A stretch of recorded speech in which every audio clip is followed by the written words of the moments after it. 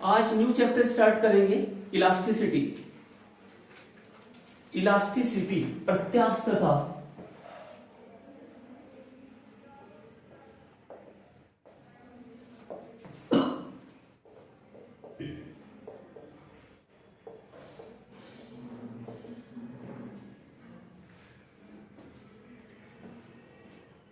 We know that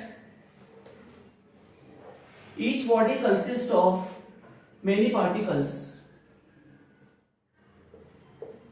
प्रत्येक वस्तु कई कणों से मिलकर बनी हुई होती है and there is interaction between the molecules. और इन अणुओं के मध्य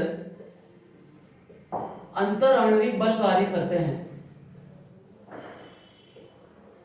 inter-atomic forces exist between the molecules. कणों के मध्य अंतर आणविक बल होते हैं। If you bring two hydrogen atom near to each other, यदि हम दो हाइड्रोजन के परमाणुओं को एक दूसरे के नजदीक लेकर आते हैं, then you know that there is a positively charged nucleus at the center and electron is revolving around the nucleus. इसके केंद्र पर नाभिक होता है जो कि धन आवेशित है, while जबकि negative charge electrons are revolving around the nucleus. नाभिक के चारों ओर ऋण आवेशित इलेक्ट्रॉन चक्कर लगाते हैं। There is force of repulsion between the nucleus and electron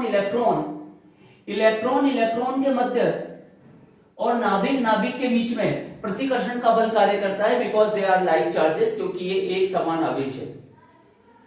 While there is force of attraction between the electron and nucleus, जबकि नाभिक और इलेक्ट्रॉनों के मध्य आकर्षण का बल कार्य करता है। यानी there are two types of forces, इनके मध्य दो प्रकार के बल होते हैं।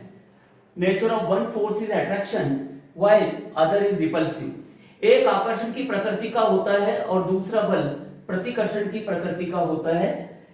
सेम चार्जेस के बीच में रिपल्शन लगेगा और ऑपोजिट चार्जेस के बीच में अट्रैक्शन का फोर्स काम करता है। If you bring two atom near to each other, यदि हम दो परमाणुओं को एक दूसरे के पास लाते हैं, and if they are very close to each other, और यदि ये एक दूसरे के बहुत नजदीक हैं, in the order of angstrom की दूरी की कोटि में इनको नजदीक लाया जाता है, then they experience two types of forces. तो इनके मध्य दो प्रकार के बल कार्य करते हैं, attractive as well as repulsive, आकर्षण का और प्रतिकर्षण का। If distance is very small, यदि दूरी बहुत कम है, then resultant force will be repulsive, तो परिणामी बल प्रतिकर्षण का होगा। And they have tendency to repel each other, और ये एक दूसरे को प्रतिकर्षित करने की कोशिश करेंगे। If we increase the separation, यदि हम इनके बीच का अंतराल बढ़ाएं, then nature of force becomes attractive, तो बल की प्रकृति आकर्षण के बल की हो जाती है। And for a particular distance, और एक निश्चित दूरी के लिए magnitude of attractive as well as repulsive force becomes equal. आकर्षण बल और प्रतिकर्षण बल के परिमाण बराबर हो जाते हैं, and net force acting between the molecules will be zero, और अणुओं के मध्य कार्य करने वाला परिणामी बल शून्य होता है। That distance is known as equilibrium distance. इस दूरी को हम साम्य अवस्था की दूरी कहते हैं। This is the equilibrium distance. At this particular separation, इस अंतराल पर magnitude of attractive force is equals to magnitude of resultant repulsive force. परिणामी आकर्षण बल का परिमाण परिणामी प्रतिकर्षण बल के परिमाण के बराबर होता है। And if तो फर्स्ट केस देखा, if r is equal to r nought, then magnitude of force of attraction is equal to magnitude of force of repulsion. आकर्षण के बल का परिमाण बराबर होगा प्रतिकर्षण बल के परिमाण के। If r is greater than r nought, यदि दूरी इस साम्य दूरी से अधिक है, सेपरेशन इंक्रीज किया, then particle has tendency to acquire equilibrium. तो कणों की प्रकृति साम्य प्राप्त करने की होगी। So nature of force will be attractive, तो बल की प्रकृति आकर्षण की होगी, यानी attractive force should be greater than magnitude of repulsive force. आकर्षण बल का परिमाण प्रतिकर्षण बल के परिमाण से अधिक होगा। And if r is less than r not, separation increase करा, सेपरेशन इंक्रीज किया, सेपरेशन डिक्रीज किया अपने, r की वैल्यू r नॉट से कम है, इक्विलिब्रियम डिस्टेंस से कम है, then resultant force will be repulsive, तो परिणामी बल प्रतिकर्षण का होगा, क्योंकि सेपरेशन अगर डिक्रीज करोगे then particle has tendency to acquire equilibrium. इनकी प्रकृति जो है इक्विलिब्रियम सस्टेन करने की होगी, साम्य प्राप्त करने की इन परमाणुओं की प्रकृति होगी।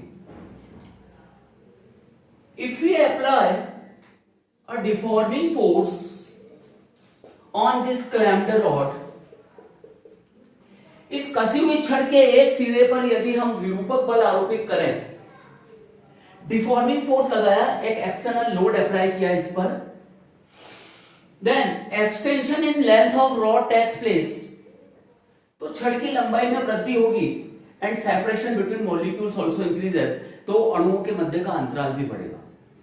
सेपरेशन इंक्रीज होगा, इक्विलिब्रियम डिस्टेंस से ज्यादा हो जाएगी पार्टिकल्स के बीच की distance, then they have tendency to attract each other, तो इनकी प्रवृत्ति एक दूसरे को आकर्षित करने की होगी। इनकी प्रवृत्ति क्या होगी? अट्रैक्ट करने की होगी, इनकी टेंडेंसी इसको अट्रैक्ट करने की होगी, and an internal force exists in the opposite direction of deforming force। Virupaka बल के विपरीत दिशा में एक आंतरिक बल उत्पन्न हो जाएगा, which has tendency to acquire stable state और equilibrium state, जो इसको साम्य अवस्था में लाने की कोशिश करेगा, मीन पोजीशन में लाने की कोशिश करेगा। Magnitude of this internal force is equals to deforming force। इस आंतरिक बल का परिमाण बाहरी विरूपक बल के बराबर होता है, and this force is known as restoring force. इस बल को हम प्रत्यानयन बल कहते हैं, जस्ट लाइक अ स्प्रिंग, एक स्प्रिंग की तरह। If you apply external force और load at free end of the spring, then it will experience a force in opposite direction। Spring force की टेंडेंसी इसको मीन पोजीशन में लाने की होती है, then this restoring force equals to the external deforming force। इस आंतरिक बल का मान इस विरूपक बल के बराबर होता है। If we plot characteristics of force between these two atoms versus distance,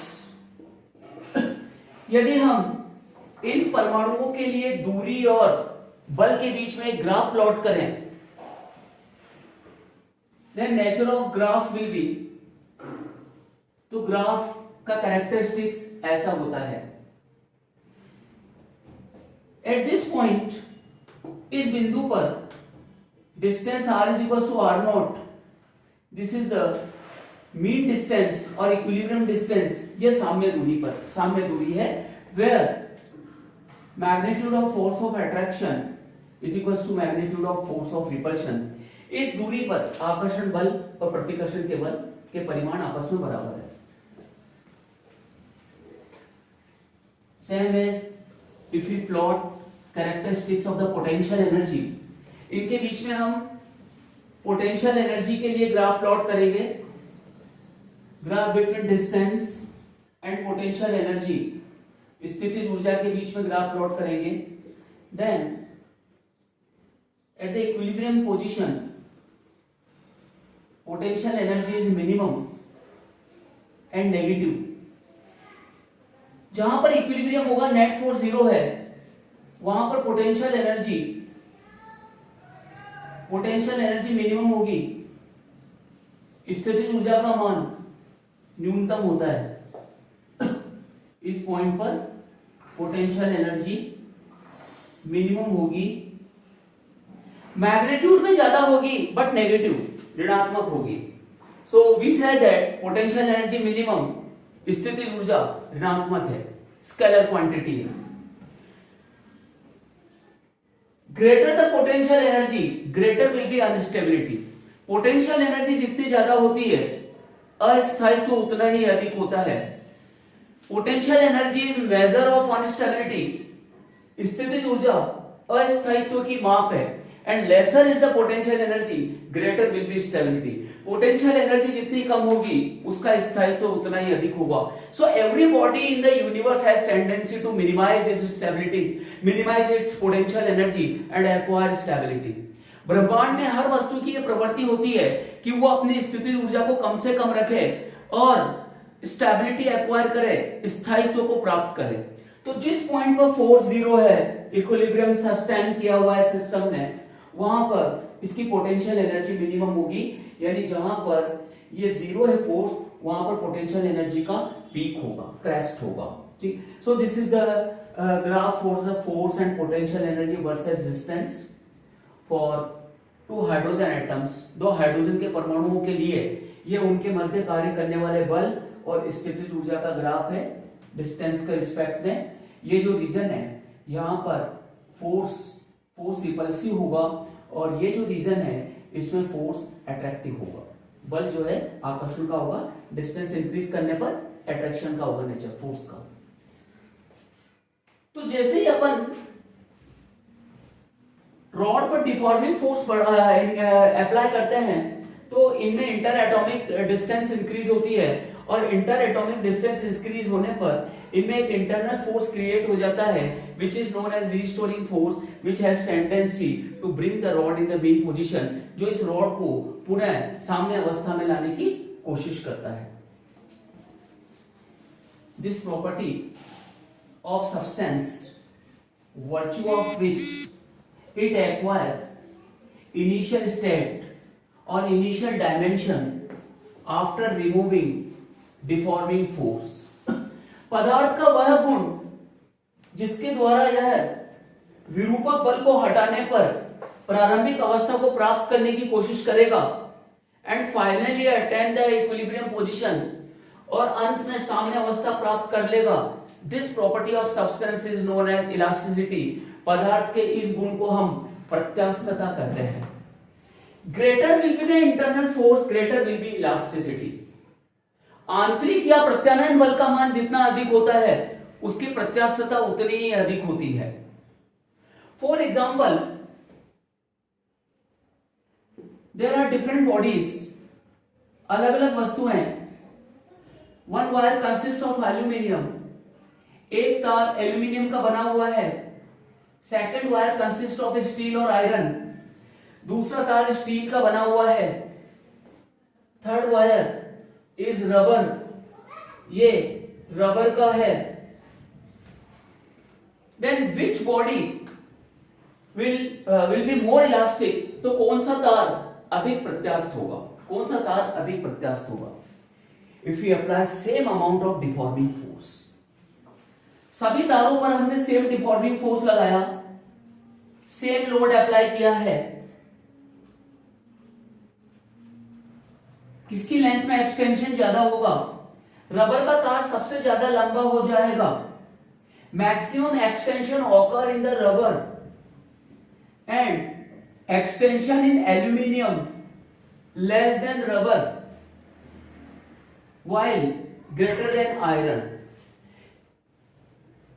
aluminium के तार में तार की लंबाई में वृद्धि रबर से तो कम होगी लेकिन स्टील से ज्यादा होगी, यानी सबसे ज्यादा एक्सटेंशन रबर में होता है, उससे कम एक्सटेंशन एल्यूमिनियम में होता है और सबसे कम एक्सटेंशन स्टील या आयरन में होगा।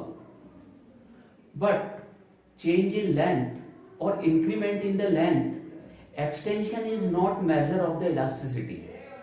लंबाई का बढ़ना प्रत्यास्थता की माप नहीं है। Measure of elasticity is the internal और रीस्टोरिंग फोर्स। प्रत्यास्थता की माप या आंतरिक बल या प्रत्यानयन का बल है। greater the restoring force, greater will be elasticity। यह प्रत्यानयन बल जितना अधिक होगा प्रत्यास्थता उसकी उतनी ही अधिक मानी जाएगी। यानी यहां पर सबसे ज्यादा इलास्टिक स्टील होगा, उससे कम एल्यूमिनियम है, और सबसे कम इलास्टिक रबर होगा। सबसे कम प्रत्यास्थ रबर होगा। And these substances are known as elastomers। इन पदार्थों को हम इलास्टोमर्स कहते हैं। इलास्टोमर्स, इनमें थोड़ा सा फोर्स लगाने पर एक्सटेंशन बहुत ही ज्यादा होता है। If we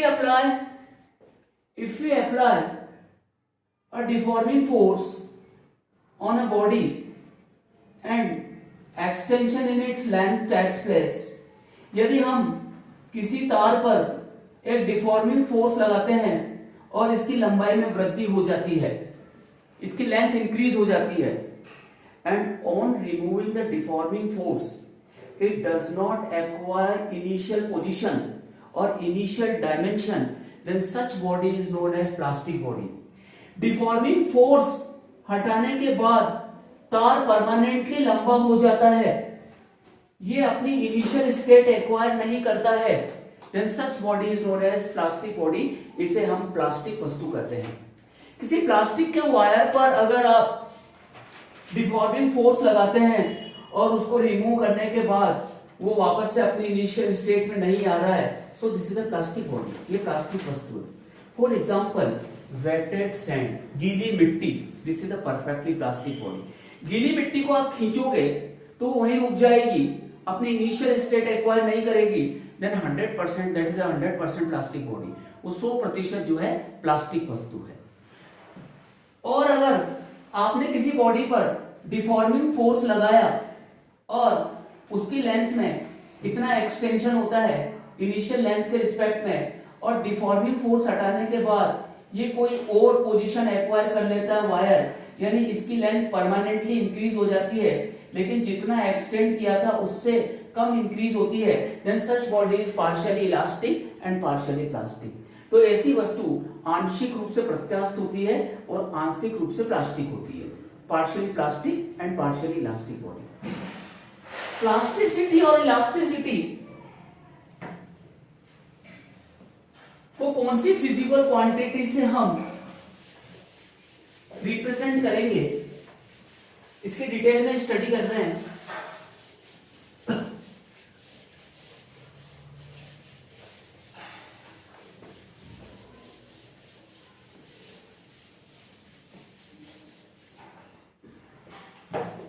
strain,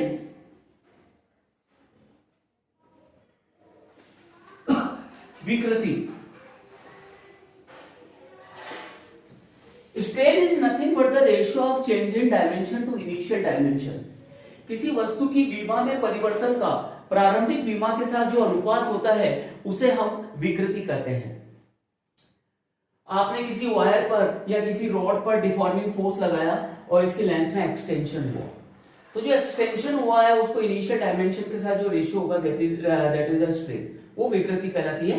and there are different types of strain. विकृति अलग अलग प्रकार की होती है। First is longitudinal strain. Longitudinal strain. अनुदैर्घ्य विकृति। अनुदैर्घ्य विकृति। Let a cylindrical wire is clamped at one end। एक बेलनाकार तार को एक सिरे पर कसा गया है, and we apply a deforming force। इस पर एक विरूपक बल लगाया, then change in length is small l and initial length of wire is capital L। इसकी लंबाई में वृद्धि small l होती है। Then ratio of change in length to the initial length is known as longitudinal strain। लंबाई में परिवर्तन का प्रारंभिक लंबाई के साथ जो अनुपात है वो अनुदैर्घ्य विकृति कहलाता है। longitudinal strain is change in length upon initial length or in the differential form dl by d capital L. This is the longitudinal strain. ये जो है इसकी अनुदैर्ध्य विकृति होगी. Here this is the ratio of length. ये लंबाइयों का अनुपात है. So this is the dimensionless quantity. ये इकाईहीन राशि है. Its dimension formula will be m naught l naught t naught. इसका विभेद सूत्र m to the power 0, l to the power 0, t to the power 0 होगा. This is the longitudinal strain. यह अनुदैर्ध्य विकृति.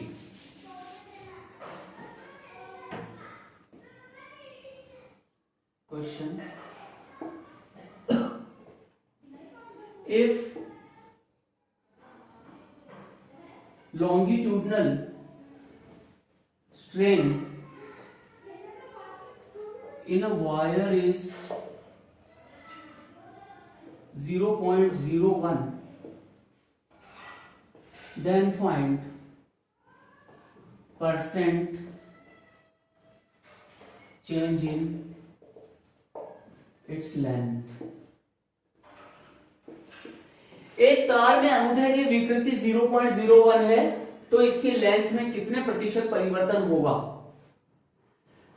एक्सटेंशन इन लेंथ कितना होगा percent में, ये फाइंड करना है. Then you know that longitudinal strain is equals to change in length upon initial length. लंबाई में परिवर्तन बटे प्रारंभिक लंबाई. And it is given 0.01 is equals to L by L. Initial length है, ये चेंज इन लेंथ है, परसेंट में चाहिए इनिशियल लेंथ के रिस्पेक्ट में.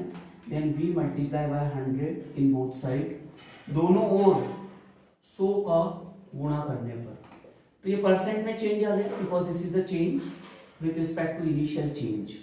तो percent change in length L में कितने प्रतिशत परिवर्तन होगा, वो कितना आ जाएगा 1%, 1%. परसेंट में दिया है, देन V डिवाइड बाय 100, तो इसे हम 100 से भाग लगाएंगे, then we get longitudinal strain in the percent. तो प्रतिशत में अनुदैर्ध्य विकृति का मान आएगा, अनुदैर्ध्य विकृति आ जाएगी.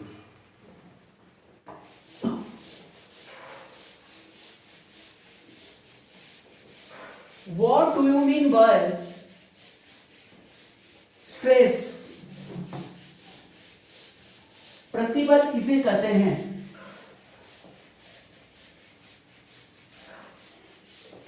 Let a deforming force is applied on a clamped rod. एक कसी हुई छड़ के मुक्त सिरे पर हमने विरूपक बल आरोपित किया.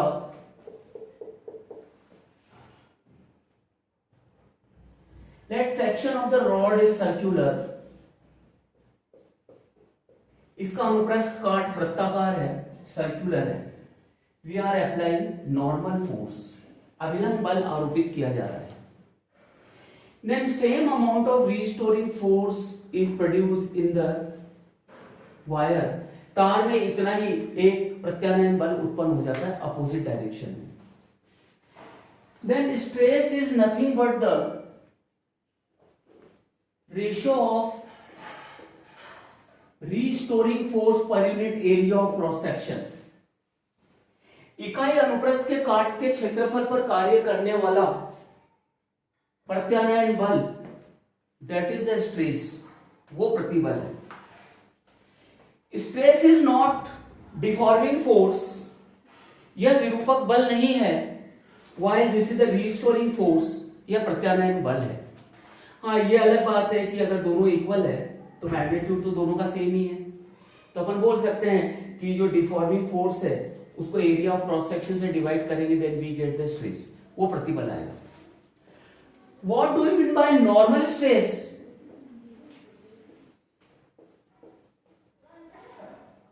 अभिलंब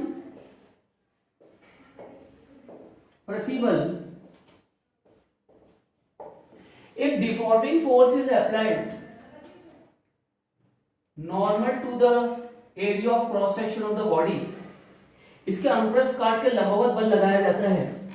जैसे यहां पर आपने वेट सस्पेंड किया है या पुल कर रहे हैं वायर को, एरिया ऑफ क्रॉस सेक्शन के परपेंडिकुलर फोर्स लग रहा है, तो unit area of cross section का जो रिस्टोरिंग फोर्स होगा that is the normal stress. वो अभिलंब प्रतिबल कहलाएगा। देन नॉर्मल स्ट्रेस, अभिलंब प्रतिबल, restoring force per unit area of cross section, इकाई अनुप्रस्थ काट के क्षेत्रफल पर कार्य करने वाला प्रत्यानयन बल, and its unit is newton upon metre square. इसकी इकाई newton upon metre square. Dimension formula निकालेंगे तो फोर्स का क्या होता है, ml/t-2 upon l square, ml-1 t-2। This is dimension formula of the stress. Its dimension equivalent to the dimension of pressure here. यहां पर इसकी विमा दाब की विमा के समान है। Pressure is also force per unit area, इकाई क्षेत्रफल पर कार्य करने वाला बल इन case of the liquid and gas, द्रव और गैस की अवस्था में, and its unit is pascal. इसकी इकाई पास्कल होती है। सो स्ट्रेस की ऐसा यूनिट भी पास्कल ले सकते हैं अपन, newton upon per metre square is equal to pascal बराबर pascal. This is normal stress. तो एरिया ऑफ क्रॉस सेक्शन कैसा भी हो सकता है। रॉड अगर सिलेंड्रिकल है, इस पर आप नॉर्मल फोर्स लगा रहे हैं, then area of cross section will be pi r square. This is not whole area of cylinder. ये इस बेलन का संपूर्ण क्षेत्रफल नहीं है। While this is only the area of cross section where we apply the deforming force. ये वो अनुप्रस्थ काट का क्षेत्रफल है जहां पर बल आरोपित किया जा रहा है, और रॉड का area of cross section circular है, तो ये pi r square area. If section of rod is square, अगर इसका अनुप्रस्थ काट वर्गाकार है, then area of cross section is square. Area of cross section is rectangular, अगर इसका अनुप्रस्थ काट आयताकार है, then area of cross section will be L into B. L into B पे डिपेंड करेगा, वो L into B पे डिपेंड करेगा area of cross section। ये था आपका नॉर्मल स्ट्रेस, अभिलंब प्रतिबल when we apply the deforming force normal to the area of cross section। जब हम बल अनुप्रस्थ काट के लंबवत आरोपित करते हैं, then stress is known as normal stress। Tangential stress,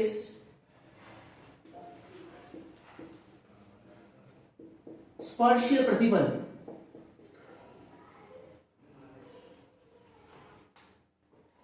देखिए अभी आपने जो फोर्स लगाया है डिफॉर्मिंग फोर्स, वो इसके एरिया ऑफ क्रॉस सेक्शन के परपेंडिकुलर अप्लाई कर रहे हैं, normal to the area of cross section of the wire. Then due to the normal stress there is no change in the shape of body. जब आप normal stress लगाते हैं किसी body पर, अभिलंब प्रतिक्रिया का बल आरोपित करते हैं, तो उसके शेप में कोई चेंज नहीं होता, साइज में चेंज हो सकता है। सिलेंडर पर नॉर्मल स्ट्रेस लगाया गया, the body remain cylindrical in shape, तो वस्तु जो है बेलनाकार ही रहेगी। क्यूब ऊपर लगा रहे हो आप, इस पर लगा रहे हो, उसका जो शेप है वो वही रहेगा, साइज में भी चेंज, नाप में परिवर्तन आ सकता है। Now we are applying the deforming force.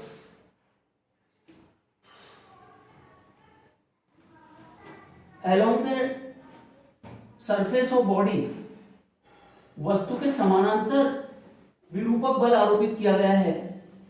Late A cube, ये सामने का सेक्शन दिख रहा है आपको क्यूब का, या क्यूबॉइड है,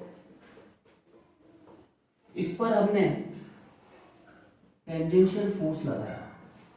one face of cube is clamped, नीचे कसा गया है, उसे वेल्डिंग किया हुआ है, and on the opposite face we are applying the tangential force. इस पर हम एक स्पर्शीय बल आरोपित कर रहे हैं। Then shape of body will change, तो इसके आकार में परिवर्तन हो जाएगा, बॉडी विल बी डिफॉर्म्ड, वस्तु विरूपित हो जाएगी, बॉडी डिफॉर्म हो जाएगी। Then force per unit surface area is tangential stress. यहां पर स्पर्शीय प्रतिबल कितना होगा, tangential force upon surface area along which we are applying the force, जहां पर हम बल आरोपित कर रहे हैं, न्यूटन अपॉन मीटर स्क्वायर। जिस सरफेस पर फोर्स लगा रहे हो उस फेस का एरिया आ जाएगा। यानी क्यूब के केस में यह क्यूबॉइड दिया हुआ है, तो आप जिस फेस पे फोर्स अप्लाई करते हैं उसका सरफेस एरिया यहां पर लेंगे। इस पर मैंने फोर्स लगाया है F, क्यूब को क्लैंप किया हुआ है यहां से, तो इस सिचुएशन में बॉडी जो है डिफॉर्म हो जाएगी, ये वाला सेक्शन यहाँ आ जाएगा।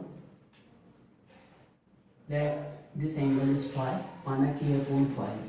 Then this is the tangential stress, ये जो है स्पर्शीय प्रतिबल होगा। तो यहाँ पर दो टाइप के स्ट्रेस हमने स्टडी किए, one is the normal stress, एक अविलंब प्रतिबल, and second is tangential stress, स्पर्शीय प्रतिबल। It can not change the shape of the body, ये वस्तु के आकार में परिवर्तन नहीं लाता है, उसके नाप में परिवर्तन ला सकता है, उसके साइज में चेंज कर सकता है। बट दिस स्ट्रेस, ये स्पर्शीय प्रतिबल टेंजेंशियल स्ट्रेस उसके शेप को चेंज कर देगा, उसके आकार को परिवर्तित कर देगा, उसका साइज वही रहेगा, वॉल्यूम वही रहेगा। This is the tangential stress, ये जो है स्पर्शीय प्रतिबल है। स्पर्शीय प्रतिबल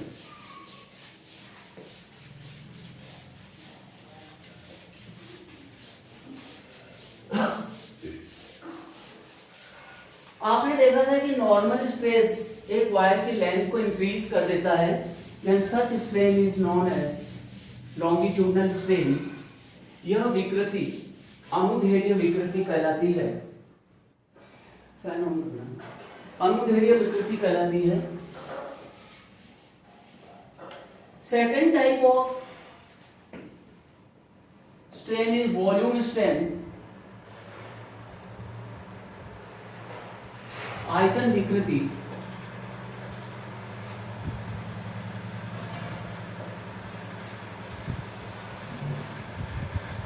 Let a gas is filled in a container, एक गैस बर्तन में भरी हुई है, and we apply force on this piston whose surface area is A, जिसका पृष्ठ का क्षेत्रफल A है। तो यहां पर फोर्स अप्लाई कर रहे हैं अगर, तो अंदर प्रेशर एटमॉस्फेरिक प्रेशर से ज्यादा होगा, अंदर प्रेशर एक्सटर्नल प्रेशर से ज्यादा है। देन नॉर्मल स्ट्रेस,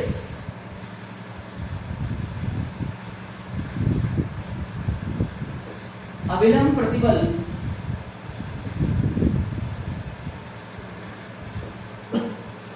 इस फोर्स पर यूनिट एरिया, इकाई क्षेत्रफल पर कार्य करने वाला बल। और गैस के केस में force per unit area is nothing but the pressure, दाब होगा। एब्सोल्यूट प्रेशर होगा कि चेंज इन प्रेशर होगा, here we consider change in pressure, या हम दाब में परिवर्तन लेंगे। यानी जो नॉर्मल स्ट्रेस होता है गैस और लिक्विड के केस में, this is nothing but the difference of pressure inside and outside, अंदर और बाहर के दाब का अंतर लेंगे, वो होगा नॉर्मल स्ट्रेस। तो यहाँ पर नॉर्मल स्ट्रेस क्या आ जाएगा, अविलंब प्रतिबल change in pressure upon area, pressure difference है ये अंदर और बाहर का, सॉरी वो लेते हैं F/1, this is change in pressure, दाब में परिवर्तन, और यूनिट क्या जाएगी इसकी, newton upon metre square is equals to pascal. If we apply normal stress on the gas, gas पर यदि हम अविलंब बल आरोपित करते हैं, एंड इट्स वॉल्यूम डिक्रीजेस, और इसका आयतन घटता है, इसका वॉल्यूम डिक्रीज होता है, then ratio of change in volume to the initial volume is known as volume strain. तो आयतन में परिवर्तन का प्रारंभिक आयतन के रिस्पेक्ट में जो रेशियो होगा वो इसकी आयतन विकृति है, that is a volume strain. तो volume strain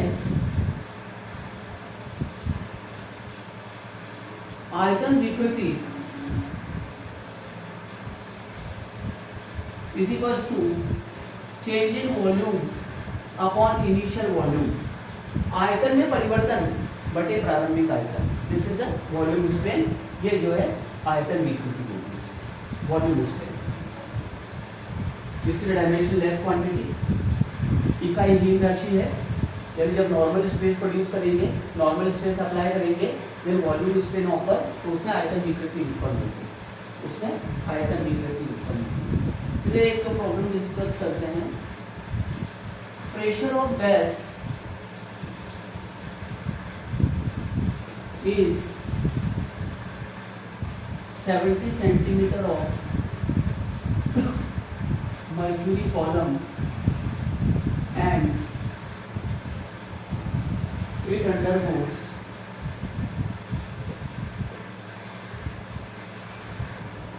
isothermal compression, then pressure increase to 80 centimeter of mercury column, 80 centimeter of mercury column, then find volume strain if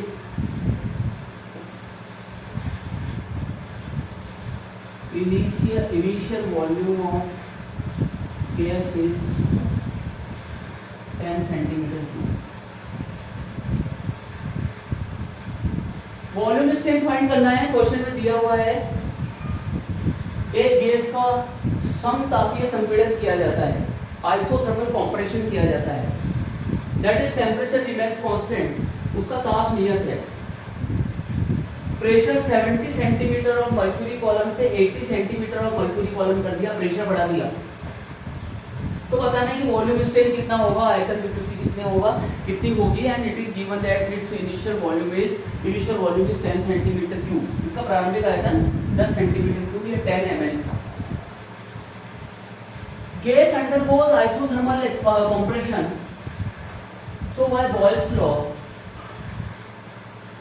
boil के नियम से समतापीय प्रक्रम है, टेम्परेचर कांस्टेंट होगा, then product of PV will be constant by gas equation. तो P1 V1 बराबर P2 V2। यहाँ भी मर्क्यूरी कॉलम से प्रेशर को मेजर करना है तो यहाँ भी सेंटीमीटर में ले लेते हैं, कैंसिल हो जाएगी यूनिट, चेंज करने की जरूरत नहीं है पास्कल में। पहले प्रेशर कितना था 70, वॉल्यूम कितना था 10 सेंटीमीटर क्यूब, फाइनल प्रेशर, अब वॉल्यूम कितना हो जाएगा 0 से 0 cancel, V2 is equal to 70/8, 70 को 8 से डिवाइड करा तो 7 9 तो 9 अप्रॉक्स ले सकते हैं, 64 बचेगा कितना 6, 56, इसको लिख दिया मैंने अप्रॉक्स 9 सेंटीमीटर, एग्जैक्टली ले लो 8.7 centimetre cube. Then change in volume, आयतन में परिवर्तन V2 माइनस V1, पहले कितना था वॉल्यूम इसका 10, अब कितना हो गया 8.7, तो कितना बचेगा 1.3 centimetre cube. This is the change in volume, ये आयतन में परिवर्तन हो गया। वॉल्यूम स्ट्रेन, आयतन विकृति, volume strain is equals to change in volume upon initial volume. Negative sign यहाँ बता रहा है कि वॉल्यूम डिक्रीज हुआ है, फाइनल 8.7 है, यहाँ पर अपन ने इसका डिफरेंस लिया है। Change in volume upon initial volume तो हो जाएगा 1.3 upon 10, 0.13 unitless, this is the volume strain. ये हो गया आयतन। कितने परसेंट चेंज हुआ वॉल्यूम में, देन वी मल्टीप्लाई बाय 113%, वो हो जाएगा, आयतन में परिवर्तन आ जाएगा। So when we apply the normal stress, जब अविलंब प्रतिक्रिया, जब जो है अविलंब प्रतिबल आरोपित किया जाता है, then strain is known as longitudinal strain, and in case of liquid and gas it is known as volume strain. ये जो है इसकी आयतन विकृति कहलाएगी, volume strain. If we apply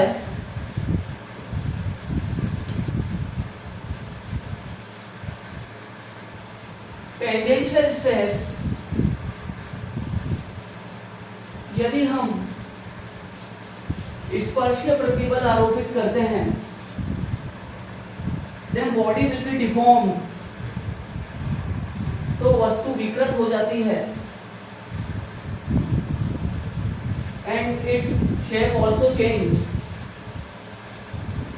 इसका आकार भी परिवर्तित हो जाता है। Such strain is known as shear strain। इस विकृति को हम अपरूपण विकृति कहते हैं। टेंजेंशियल स्ट्रेस लगा रहे हैं तो जो डिफॉर्मेशन आया है उसमें, that is the shearing strain, अपरूपण विकृति। For example, a cuboidal block or a cube is clamped at one end, इसको हमने clamped at one face, इसको हमने एक सतह से वेल्डिंग किया हुआ है,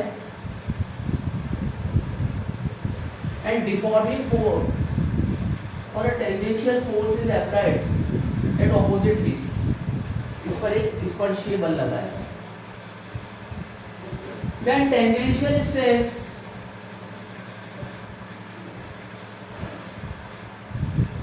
स्पर्शीय प्रतिबल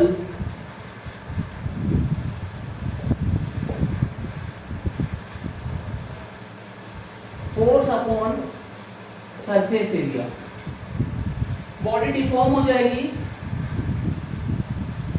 रिलेटिव डिस्प्लेसमेंट होगा उसके फेसेस के बीच में। Let this angle is theta, अगर ये कोण थीटा है, and this relative displacement is delta x, and separation between the faces is y. इन सतहों के बीच का अंतराल, यानी इसकी ये जो डायमेंशन है, thickness, this is the y, ये y है। Then this theta is known as shear strain। इस कोण को हम अपरूपण विकृति कहते हैं। रेडियन या थीटा में ले सकते हैं इसको, ऐसा यूनिट में रेडियन में नापेंगे। shearing strain अपरूपण विकृति is equals to theta, and this is approx equals to tan theta. If theta is very small in radian, theta का मान अगर रेडियन में बहुत छोटा है, then sin theta and tan theta approx equals to theta। तो sin theta और theta को हम थीटा मान सकते हैं, तो shear strain की जो वैल्यू होगी वो sin theta equals to sin theta और tan थीटा और थीटा इन द रेडियन में। tan theta is equals to perpendicular upon base, this relative displacement upon separation between the faces, इन दोनों सतहों के बीच का अंतराल। फॉर एग्जांपल, अगर आपने इस पर टेंजेंशियल फोर्स लगाया है और मान लो कि इसकी डायमेंशन 10 सेंटीमीटर थी, टेंजेंशियल फोर्स लगाने पर ये जो सेपरेशन आया है 0.01 मिलीमीटर है, then what will be the shear strain? shear strain क्या होगा? डेल्टा x अपॉन a, जो रिलेटिव डिस्प्लेसमेंट है उसको, जो सेपरेशन है दोनों फेस के बीच का, उससे आप डिवाइड कर रहे हैं, उससे आप इसको डिवाइड कर रहे हैं। तो यहाँ पर अगर डेल्टा एस अपॉन है 0.01 mm, इसको भी mm में ले लेते हैं, तो 10 से मल्टीप्लाई कर देंगे, 10 भी मल्टीप्लाई बाय 10, तो ये क्या आ जाएगा 1 into 10 to the power -4। Unitless quantity, इकाई हीन राशि है, डायमेंशन लेस है, यूनिट हम रेडियन लिख सकते हैं। Angle is also a unitless quantity, कोण भी एक विमा हीन राशि है। There is no dimension of angle but it is expressed in the radian and degree to measure its inclination, इसके झुकाव को नापने के लिए। ये आगे आपका वॉल्यूम स्ट्रेन अपन ने पढ़ा, longitudinal strain, volume strain and shear strain. If we apply the normal strain, then strain is known as the longitudinal and volume strain। जब आप अभिलंब प्रतिबल आरोपित करते हैं तो जो विकृति उत्पन्न होती है वो क्या कहलाएगी, अनुदैर्ध्य या आयतन विकृति। And if we apply the tangential stress, then strain is known as shear strain। तो हम उस विकृति को कहेंगे अपरूपण विकृति, अपरूपण विकृति।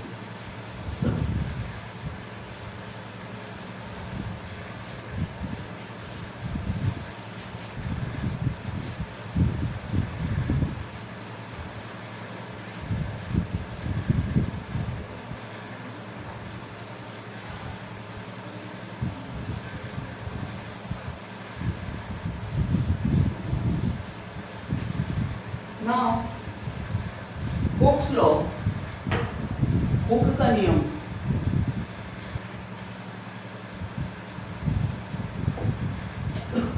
What do you mean by Hooke's law? Hook का नियम क्या होता है? Let a wire is clamped at one end, एक सिरे पर कसा गया है, and deforming force is applied at other end, दूसरे सिरे पर इस पर एक विरूपक बल आरोपित करा, longitudinal strain is produced, इसमें अनुदैर्ध्य विकृति होती है। Then according to the Hooke's law, hook के नियम के अनुसार, in the limit of elasticity, प्रत्यास्थता की सीमा में, और in the proportional limit, समानुपातिक सीमा में, stress directly proportional to strain, प्रतिबल विकृति के समानुपाती होता है। stress directly proportional to strain, प्रतिबल समानुपाती विकृति, S proportional to epsilon. Proportional का साइन हटाएंगे तो एक कांस्टेंट आएगा capital E। This constant is known as modulus of elasticity. इस नियतांक को हम प्रत्यास्थता मापांक कहते हैं, modulus of elasticity. And this constant only depend upon the nature of material of the rod और वायर। ये इस तार के पदार्थ की प्रकृति पर निर्भर करेगा, but E independent of its dimension और लेंथ और area of cross section of the rod, अनुप्रस्थ काट के क्षेत्रफल और इसकी लंबाई पर ई का मान निर्भर नहीं करता है।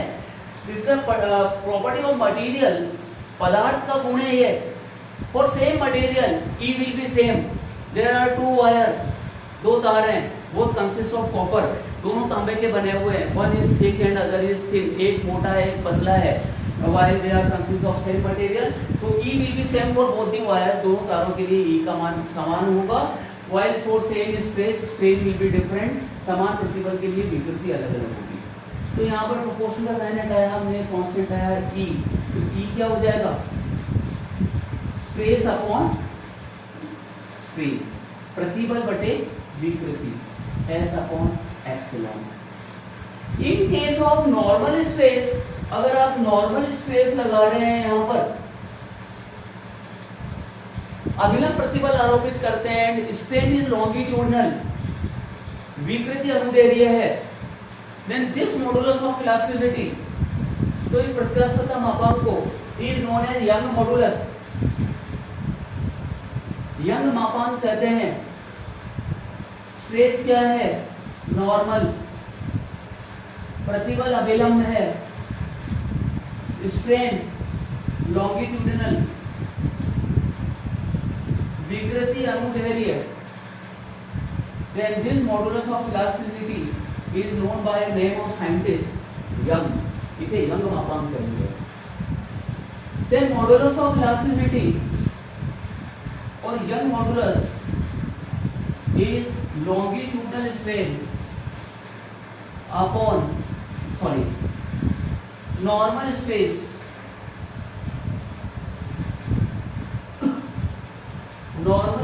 upon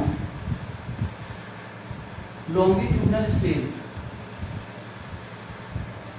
Then y is equals to what is stress? Restoring force per unit area of cross section, and this is change in length upon initial length. Then formula of Young modulus is F into L upon A into small l, change in length. अगर आप deforming force F लगा रहे हैं, ये young modulus का formula है F into L and F is tension in the wire. तार में तनाव का बल है जो आपने टेंशन क्रिएट किया है, that is the reforming force and which is equal to the restoring force. वही विरूपक बल होगा जो कि प्रत्यानयन बल के बराबर है. जो जाएगा F into L upon A into small l. This is the force of tension along the wire, तार में तनाव का बल. एंड इफ यू अप्लाई और लोड mg, लोड लगा रहे हैं तो F को mg से रिप्लेस कर देंगे. mgl upon pi r square l. Area of cross section of wire if its section is circular, that is the wire is cylindrical. तार बेलनाकार है, उसका अनुप्रस्थ काट वृत्ताकार है, तो उसका अनुप्रस्थ काट का क्षेत्रफल हो गया pi r स्क्वायर. आपने जो लोड लगाया वो mg. We can find Young modulus of the wire in the lab practically by applying different load in the limit of elasticity. प्रत्यास्थता की सीमा में हम अलग अलग लोड लगा के यंग मॉडुलस निकाल सकते हैं. That is the Searle's experiment. Searle का प्रयोग है. m को चेंज करके लेंथ में कितना चेंज आ रहा है वो मेजर करेंगे and substitute value of small n l and we get y की वैल्यू आ जाएगी. And perform this experiment several times, बार बार ये प्रयोग करेंगे एंड देन फाइंड एवरेज, औसत निकालेंगे. Then we get accurate value of Young modulus of material of this wire. इस तार के पदार्थ का यंग मापांक आपके पास आ जाएगा, यंग मॉडुलस आ जाएगा. तो ये आ गया स्ट्रेस प्रोपोर्शनल टू स्ट्रेन होता है, proportional sin आया, constant आया. In case of normal stress and longitudinal strain, this modulus of elasticity is expressed by the y, that is known as Young modulus. तो Young modulus का formula है F into capital L upon A into small l. Now we discuss different type of problem based on the longitudinal strain, normal stress and Young modulus in the next class.